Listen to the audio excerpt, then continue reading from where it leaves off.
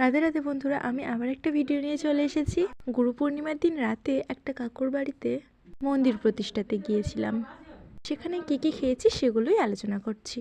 তো প্রথমেই দিয়েছিল ফ্রাইড রাইস আর আলুর দম। আলুটা খুবই নরম ছিল, হাত দিতেই গলে যাচ্ছিল। আর আলুর দমের টেস্টটাও দারুণ ছিল। সব মিলিয়ে বেশ সুন্দর খেতে লেগেছিল। তো যারা যারা গুরু পূর্ণিমার দিনে এরকম নিমন্ত্রণ পেয়েছো অথবা কারোর বাড়িতে এরকম আয়োজন হয়েছে, তারা কমেন্ট করো। ওকে, তারপরে দিয়ে গেছিলো চাটনি, দারুণ লেগেছিল।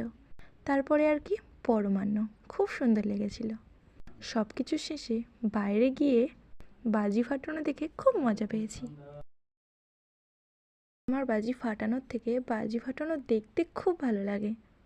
ওই দিন রাতটা না খুব সুন্দর ছিল, চাঁদটা তো অসাধারণ ছিল। আর ওই চাঁদ দেখতে দেখতেই বাড়ি চলে গেছি। টাটা।